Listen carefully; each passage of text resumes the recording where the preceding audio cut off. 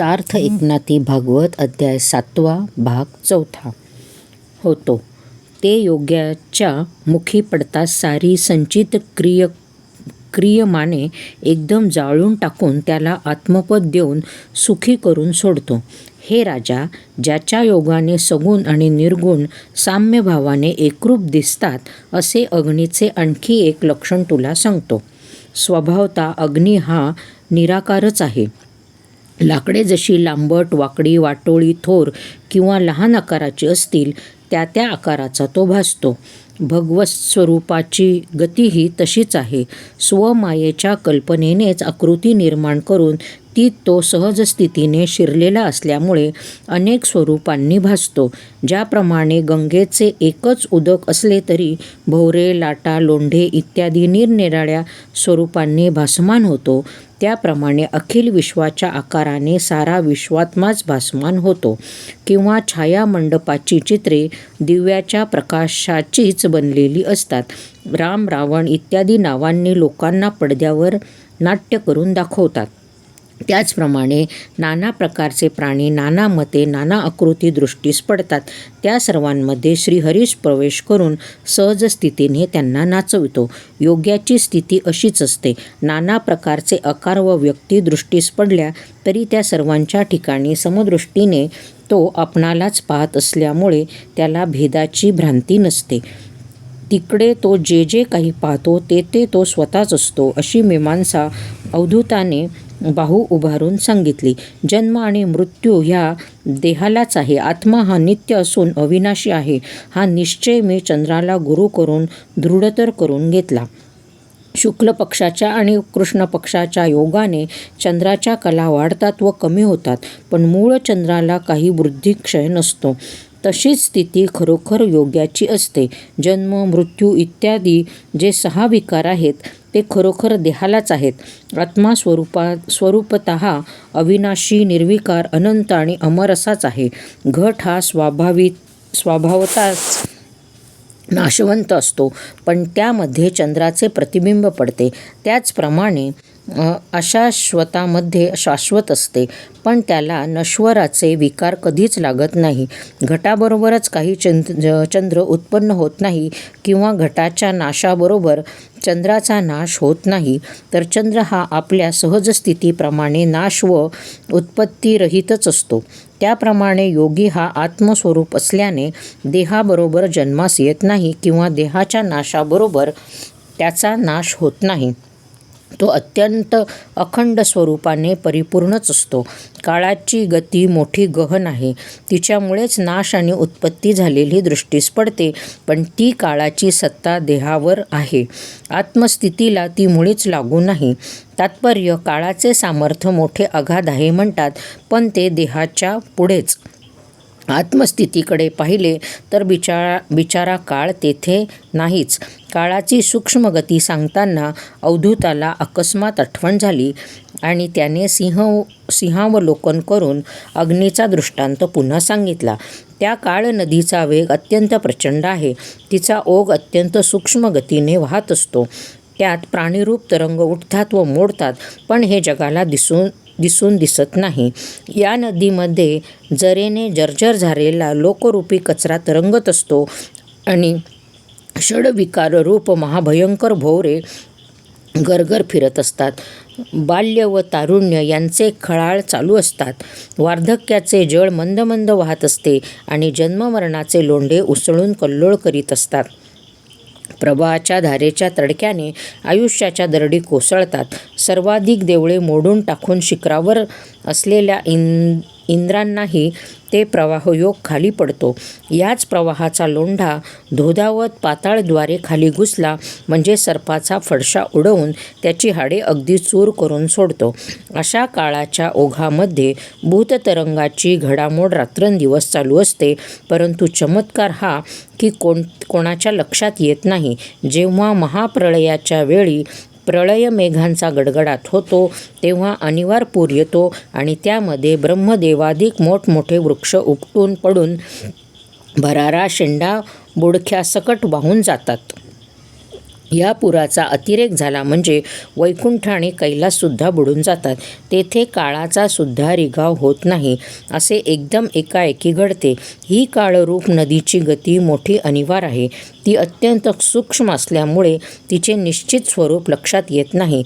त्या सूक्ष्म गतीची खरी स्थिती आता ऐकून घे. मघांचा दिवा तोच हा असे म्हणतात, परंतु त्यातील ज्योत क्षणोक्षणी एक लयास जाऊन दुसरी उत्पन्न होत असते. परंतु हा सूक्ष्म प्रकार लोकांच्या लक्षात येत नाही आणि शेवटी तो दिवा विझला असे म्हणतात. किंवा नदीचे पाणी प्रत्यक्ष वाहत असते, तेही प्रतिक्षणी नवेच येत असते. परंतु अडाणी लोक ते वाहणारे पाणी पाहिलेच म्हणजे मेघांचे कालचेच म्हणून समजतात. त्याप्रमाणे काळाची गती अगम्य आहे. सर्व लोकांना ती कळत नाही. प्रत्यक्ष देहालाच पाहिले तरी काळ हा वयाला ग्रासितच असतो. बाल्य, कौमार्य किंवा तारुण्य असताना काळही जवळच असतो, पण त्याला कोणी पाहत नाही. अशी ही काळाची गती अगम्य आहे. म्हणून मी सूर्याला गुरु केले. आता त्याच्यापासून जे मी शिकलो तेही राजा ऐकून घे. सूर्य हा हळूहळू आपल्या किरणांनी ओलाव्यासहित पृथ्वीकडील समुद्र वगैरेंचे पाणी शोषण करून घेतो आणि तोच पावसाळ्यामध्ये त्या पाण्याची वृष्टी करून लोकांना अनेक प्रकारे तृप्त करून सोडतो. परंतु सूर्य आपल्या किरणांनी पाणी शोषण करून घेतो. या शोषकपणाचे लक्षण कोणाला कळत नाही, तरी मेघाच्या द्वारे वृष्टी करून जनसह वर्तमान सारी पृथ्वी गारीगार करून सोडतो. योगाचा प्रकारही तसाच आहे. तो थोडेसे ज्याचे घेतो त्याचे कल्याण करावे म्हणून 1000 प्रकारांनी त्याचे मनोरथ पूर्ण करतो. आत्मनंदात निमग्न झालेले योगी ज्या लोकांचे काही सेवन करतात त्यांचे सर्व मनोरथ परिपूर्ण होतात आणि अंती त्यांना ते निष्काम करून विश्रांती स्थानाला नेतात. अशा प्रकारे योगी आपल्या योगबळाने इंद्रियांच्या द्वारे विषयांचे सेवन करीत असतात. त्यांना जे कोणी काही देतात त्यांना ते योग्य प्रसंगी कृपाबळाने तृप्त करून सोडतात. त्याला विषय देताना आणि घेताना कधीच आसक्ती म्हणून नसतेच. ओलावा शोषण करून घेताना किंवा परत देताना सूर्य जसा अलिप्त असतो त्याचप्रमाणे तेही अलिप्त असतात. डबक्यामध्ये सूर्याचे प्रतिबिंब पडते, पण मूढ लोक सूर्यच डबक्यामध्ये बुडाला असे म्हणतात. त्यातले पाणी हलले तर सूर्यच हलला असे ते समजतात आणि ते पाणी गढूळ झाले म्हणजे सूर्यच मळकट झाला असे म्हणतात. पण सूर्य त्या डबक्याला स्पर्शही न करता आकाशामध्ये निर्बाध असतो. त्याचप्रमाणे योग्याची योग्यता देहकर्मात राहूनही देहातीत असते. लोक देहबुद्धीच्या छंदाने योगी देहामध्ये नांदत असतो असे म्हणतात. तसेच देहाच्या अनेक प्रकारच्या उपाधींनी तो बांधलेला असतो असेही ते स्वबुद्धीनुसार म्हणतात. त्याला देहाचे बाधित म्हणजे मिथ्यामान असते. हे त्या योग्याचे गुह्यज्ञान कोणाला कळत नसते. दोराच्या सापाने दंश करून कधी कोणाला मारले आहे काय? असे आत्मा चिदाकाशात असून मिथ्या देहांमध्ये मिथ्या रूपानेच प्रतिबिंबित होऊन देह कर्माला दाखवतो. म्हणून ते कर्म त्याला बाधक होत नाही. आपले प्रतिबिंब जळामध्ये पाहतो, पण मी जळात बुडालो असे तो म्हणत नाही.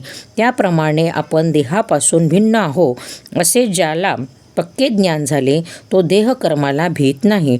मृगजळाचा पूर पाहून तो तारू बांधायला धावाधाव करतो तो मूर्ख होय. त्याप्रमाणे संसार हा मुळी मिथ्याच आहे.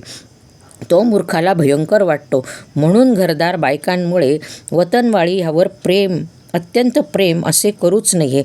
याकरता राजाला अवधूत कपोत पक्षाची कथा सांगू लागले. संसार दुःखाचे मूळ केवळ एक स्त्री ही आसक्ती. स्त्रीलंपटपणाचा जोर येथे अधिक असतो. त्याच्या पाशी सारे दुःख असते. स्त्रियेपासून पुत्र होतात व त्यांच्यावर विलक्षण ममता जडते. त्यामुळे प्रापंचिक लोक दुःखास पात्र होतात. आसक्ती आणि मोहजाळ या दोहोंपासून मनुष्य पराधीन होऊन पदोपदी विलक्षण दुःख भोगीत असतात. याकरता कोणीही कोणाच्या ठिकाणी आसक्ती किंवा स्नेह असा ठेवूच नये. ज्यांनी अतिस्नेह केला त्यांनी दुःख हे भोगलेच पाहिजे. हे राजेश्वरा, स्नेहाचा आणि दुःखाचा परिणाम कळावा म्हणून तुला एक कपोतीची कथा सांगतो, पण ती स्वस्थ चित्ताने श्रवण कर. एका वनामध्ये एक कपोत पक्षी राहत होता. तो कपोतीच्या प्रेमाला अतिशय लुब्ध झाला. त्याने स्त्रीसुखाच्या लालसेने एक अवघडसे झाड पाहून त्याच्यावर घरटे बांधले. वनामध्ये विहार करणाऱ्या त्या कपोताने स्त्रीला भुलून वनामध्ये त्या घरट्यामध्ये आपल्या स्त्रीच्या संगतीत पुष्कळ काळ घालविला. कपोता आणि कपोती या परस्परांमध्ये अत्यंत प्रेम होते. त्यांच्या मनातील ते प्रेम दिवसेंदिवस वाढतच गेले. हृदयामध्ये नित्य नवी आसक्ती उत्पन्न होऊ लागली. त्यांनी कामुक इच्छेने एकमेकांकडे पाहावे, नाना प्रकारे विलास करावे, परस्परास कुरवाळून एकमेकांच्या गळ्यात गळा घालावा. जीवाने किंवा मनानेही एकमेकांपासून कधी वेगळे होऊ नये. एकजीव होत दोघांनी वागावे. खाणेपिणे सारे एके ठिकाणी असे चालले. खाताना जे अतिशय गोड लागे ते त्यांनी एकमेकांच्या तोंडात घालावे. कपोता मोठ्या कष्टाने दमून भागून जे मिळवून आणि ते मोठ्या आवडीने स्त्रीला देई. स्त्रीला सोडून तो पाऊलही बाहेर टाकीत नसे. एकमेकांचा हात धरून ते आत बाहेर हिंडत. ती सदा एकांतात बसत. एके ठिकाणीच दोघे असत. दोघे नाना प्रकारच्या क्रीडा करीत, नाना प्रकारचे विहार करीत आणि आनंदाने परोपरीने खेळ खेळत.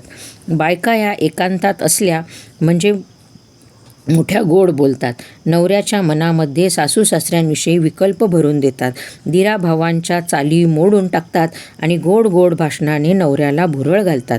असो, ती एकाच आसनावर बसत, एकमेकांना टेकत आणि अहोरात्र एकाच शय्येवर निद्रा करीत. याप्रमाणे स्त्री समागम सुखाच्या ऐश्वर्यावर जीवेभावे विश्वासून राहिल्याने त्याला हिताहित काहीच आठवेनासे झाले. गृहिणीच्या गौरवातच तो नाचू लागला. वनोपवनामध्ये या दोघांचा समागम होत असे. घरटे हे केवळ नावालाच होते. विषयविलास सारे वनराजीमध्येच होत असत. प्राणापेक्षाही मौल्यवान असे पदार्थ जे जे काही ती मागेल ते तो काममोहित होऊन जीवा अधिक कष्ट करून तिला आणून देत असे. मनातील हेतू ओळखून तिने न मागताच वस्तू आणून द्यावयाची. मग मागितल्यानंतर काय विचारावे? आपल्याला विकूनसुद्धा तिला ते आणून द्यावयाचे. धर्माची संधी आठवावयाची नाही. गरिबावर दया करावयाचे तर ठाऊकच नाही. अगदी जीवाभावाने सर्वतोपरी जी काय कृपा करावयाची ती एका स्त्रीवर. साखरेवर बसलेली माशी मारली तरी उडून जात नाही, त्याप्रमाणे विषयाचा उपभोग घेताना वृद्धापकाळाची व मृत्यूचीही आठवण राहत नाही. सत्यवादी लोक ज्याप्रमाणे पूर्वजांनी दिलेले वचन पाळतात त्याप्रमाणे सर्वोपरी स्त्रीच्या सुखामध्ये व्यत्यय येऊ देत नाही. ज्याप्रमाणे आत्मोपासकाची सर्वत्र एकात्मता होते त्याप्रमाणे जगामध्ये स्त्रीशिवाय त्याला दुसरे कोणी दिसत नाही. आधीच स्त्री आवडती, त्यात ती गरोदर झाली, मग काय विचारावे?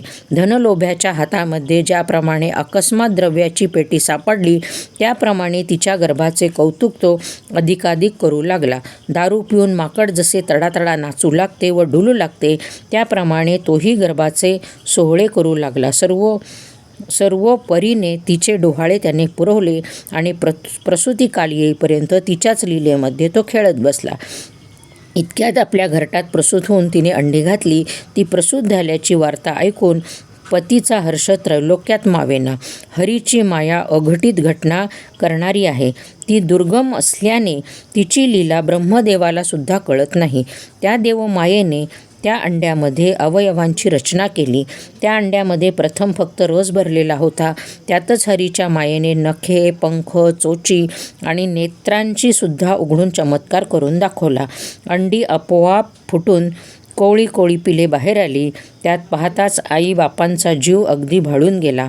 पिले अत्यंत कोमल व गोजीरवाणी असल्यामुळे पुत्रवात्सल्याने मातापिता मंजूळ वाणीने व स्नेहाळूपणे त्यांचे सांत्वन करीत असत. ज्यावेळी जे करणे योग्य असेल त्याप्रमाणे ती उभयता मिळून आपल्या त्या अर्भकाचे जातीनिशी पालन पोषण करीत. त्यांचे मंजूळ शब्द ऐकून ती उभयताही आनंदाने डोलू लागत आणि वरचेवर धावत जाऊन त्यांचे अगदी लिंबोलोण उतरीत. त्यांना आलिंगन दिल्याने आणि चुंबन घेतल्याने, त्यांचे ते मधुर, मृदू आणि मंजूळ शब्द ऐकल्याने, त्यांच्या पंखांच्या स्पर्शाने त्या दोघांना फार आनंद होत असे. आईबाप दोघे बसली म्हणजे ते पिले त्यांच्या पुढे धावत आणि आपला लाडकेपणा वाकडे तिकडे धावून व एकमेकांच्या चोचीत चोच घालून एकमेकांना दाखवत असत आणि मग आलिंगन देऊन मुकाट्याने लांब धावून जात आणि तिकडून धावत धावत लघु लघु त्यांच्या पाशी येत. आईबापांच्या पंखाखाली असले म्हणजे पिलांना हीनदीनपणा काही नसतो. असली पिले आपल्या पोटी जन्मास आली म्हणून त्या दोघांना मोठी धन्यता वाटत असे. त्यांची ती लाडकी आणि लळा लागलेली पिले असल्यामुळे त्यांचे लाड, कौतुक व लळे ती मोठ्या आनंदाने पुरवीत असत. त्यांना पाहून त्यांचे नेत्र अगदी तृप्त होत असत. परस्परांवर परस्परांचे मोठे प्रेम असे. अशी ती पिल्ले खेळू लागली व दोघे एकदम धावू लागली म्हणजे त्या दोघांनीही त्यांना प्रेमाने उचलून त्यांच्या कोवळ्या कोवळ्या मुखांचे चुंबन घ्यावे. हे राजा, अजन्माचीच ती अजा माया तिने त्यांना कशी भुरळ घातली पहा. हृदयातील परस्परांवरील प्रेमसंबंधाने ती पिले पोसायला अगदी तत्पर असत. स्त्रीपुत्रांचा मोह फार कठीण आहे. त्यांचे पोषण करण्यासाठी चिंतातूर व अतिदीन होऊन अन्नाकरता ती सदोदित भ्रमण करीत असत. अशा रीतीने ती पिले जरा थोर झाली. कुटुंब फार वाढले. भक्ष अधिक लागू लागले. तेव्हा प्रपंचाच्या विचाराने ती चिंतित पडली. याप्रमाणे कुटुंब वत्सल अशी ती कपोत व कपोती पुत्रप्रेमामध्ये बद्ध झाल्यामुळे दोघेही एकदम बाहेर पडून पुष्कळ वेळ हिंडून भक्ष आणू लागली. एकदम एकाच ठिकाणी भक्ष मिळणार थोडेच म्हणून ती रानोरान हिंडू लागली. ती पाहिजे तितका श्रम करीत परंतु पोटाला पुरेसे भक्ष मिळत नसे. पुष्कळसा चारा मिळून आपल्या घरट्याकडे जाऊ आणि मग आपल्या लेकरांना नाना प्रकारे भक्ष देऊन त्यांचा प्रतिपाळ करू अशा इच्छेने अन्न मिळवण्याकरता ती उभयताही निरनिराळ्या जागी अनेक वनात व उपवनात हिंडू लागली. अशा प्रकारे एके दिवशी ही आईबापे दूर गेली असता पिले घरट्यामध्ये उडत होती. ती क्षुधेने अतिशय व्याकुळ झाली व दुर्दैवाने बाहेर पडली. त्याच अरण्यामध्ये कोणी एक फासेपारधी पाखरे धरण्याच्या कामामध्ये मोठा तरबेज होता. दैवयोगाने ही कपोताची पिले त्याच्या दृष्टीस पडली. तेव्हा त्याने आपले काळे जाळे पसरून त्या पिलांना त्या जाळ्यात अडकवली आणि आता कपोती केव्हा येतात म्हणून तो वाट पाहत बसला. पिलांच्या अत्यंत मोहामुळे कपोत आणि कपोती चारा घेऊन लवकर लवकर घरट्याकडे आली. स्त्रीसुखाची आसक्ती हीच वाढत्या दुःखाचे मूळ आहे. स्त्रीच्या संगतीने केवढे अनिवार्य दुःख भोगावे लागते ते कोठवर सांगावे. पुरुषाला दुःख द्यावयाला स्त्रीसंगच कारणीभूत आहे. तोच पुत्र नातू इत्यादी द्वाराने नाही ती दुःखे भोगावयास लावतो. असो कपोतीने पाहिले तो तिला दिसले की एकदम काळाच्या जाळ्यामध्ये आपली पिले जखडलेली गेली आहेत. तेव्हा ती तोंडावर मारून घेऊन कपाळ पिटू लागली आणि मोठमोठ्याने आक्रोश करून दुःखाने गडबडा लोळू लागली. जाळ्यामध्ये आपली पिले तडफडत आहे हे पाहून ती मोठमोठ्याने रडून हाका मारू लागली. ती पुन्हा पुन्हा धावून त्या पिलांसमोर जाई आणि दुःखाने विव्हळ होऊन तळमळू लागे. आपल्या मृत पुत्रांना पाहून अंतःकरण शतपट प्रेमाने भरून आले. भ्रताराचा दुःख देण्यासाठी ती कपोती अशी इतका विलाप करत चालली पहा. पुत्रस्नेहाने तिला अगदी वेडेच करून सोडले. त्यांचे गुण आठवून ती रडू लागली. त्यांच्यापुढे तिला आपले हिताहितही दिसेनासे झाले आणि ती आपणहून त्या जाळ्यात जाऊन पडली. माया मोहामुळे तिला अशी भूल पडली पहा. ज्यात पिलांना बांधलेले दिसत होते त्याच जाळ्यात तिने आपणासही घालून घेतले. इतके मोहाने तिला वेडेपिसे करून सोडले. याप्रमाणे बायको मुलांना अंतरूप बिचारा कपोत एकटा राहिला. तेव्हा तो खाली तोंड करून रडू लागला. अत्यंत दुःखाने विलाप करू लागला. प्राणांहून अत्यप्रिय अशी ती आपली बालके निर्जीव झालेली त्याने पाहिली आणि अनुकूल व अनुरूप अशी स्त्रीही पण अंतरली. तो मनात म्हणू लागला की गृहस्थाश्रम हा धर्म, अर्थ आणि काम या तिन्हींना मोठा आधार असतो. तो मोडला आणि माझी इच्छा अपुरी असतानाच मी अनाश्रमी बनलो. पूर्वाजित पापाच्या भोवऱ्याने मजकडून कोणतेही सत्कार्य घडण्यापूर्वीच मला उघडेच पाडले आणि माझी इच्छा पुरी न होताच धर्म कामार्थाचा विध्वंस झाला. गृहस्थामध्ये काम, अर्थ व धर्म यांचा भंग झाला. पण चौथा पुरुषार्थ जो मोक्ष तो तर उरलेला आहे ना, तोच अगोदर साध्य करून घेऊया. आश्रम मोडल्याची क्षिती कशाला असे जर म्हणाल तर मी मूढमती आहे. मला विषय वासना सोडित नाही. मग मुक्ती कशी साधेल. मी पूर्वी फारच थोडे पुण्य केलेले होते म्हणून काळाने माझे घर घेतले. मला विधूर करून टाकल्यामुळे माझे परलोकाचे साधनही बुडाले. असो, सर्वच गृहस्थाश्रमी लोकांना परलोक साधन होत असते का? पण इतरांची गोष्ट कशी असो, मला मात्र तसे करण्याला साधन होते. स्त्री पुरुषांच्या मनोवृत्ती एकमेकास अनुकूल असून त्यांची प्रवृत्ती धर्माकडे असेल तर परलोक साधन घडेल.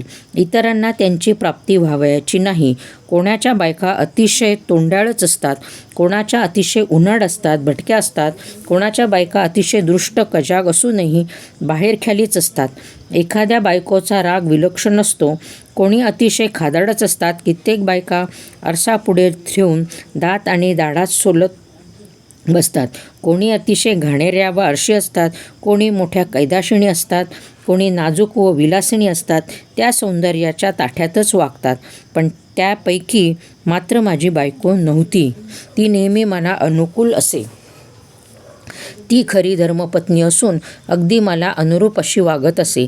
मी धर्मकर्मास प्रवृत्त झालो म्हणजे तीही मला मोठ्या भक्तीने सहाय्य करीत असे आणि मी जेव्हा कामेक्षा ठेवली तेव्हा ती इच्छाही पूर्ण करण्यात ती चतुर होती. ती खरोखर माझ्याशिवाय इतर देवांना किंवा देवतांना कधीही भजत नसे.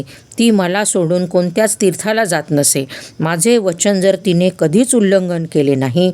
अशा प्रकारची रूपगुण कुलशील संपन्न स्त्री सदा सर्वता मला अनुकूल व प्रतिव्रता अशी अत्यंत निर्मळ होती. ती महासाध्वी मला या ओसाड घरामध्ये टाकून व संकटात लोटून पुत्रासहित स्वर्गात चालली ना.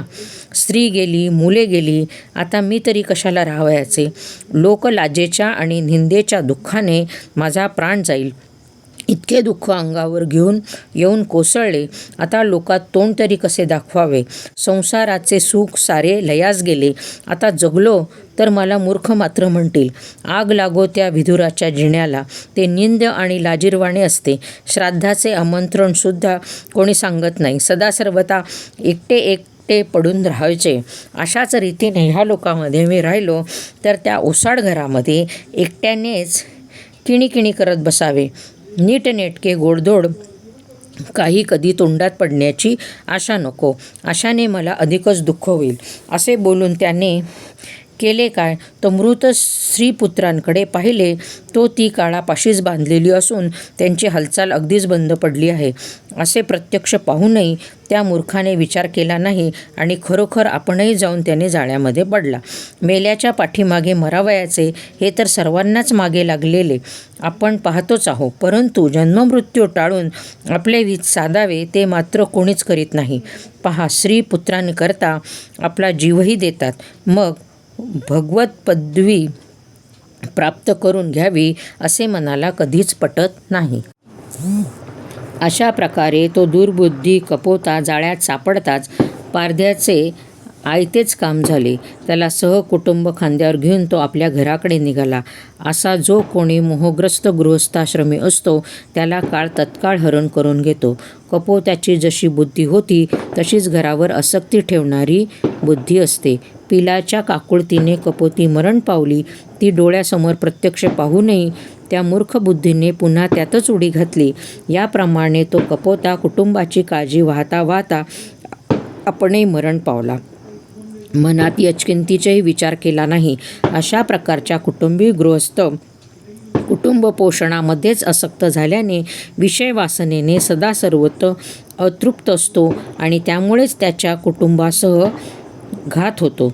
गृहाची आसक्ती आणि गृहस्थाश्रम हे केवळ द्वंद्वाचे सुख आहे.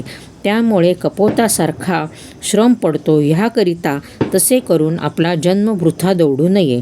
ह्या मृत्यू लोकावर येऊन ज्याला उत्तम देह प्राप्त झाला आणि त्यातही उत्तमपणा कोणता तर श्रेष्ठ वर्ण जो ब्राह्मण त्यात जन्म.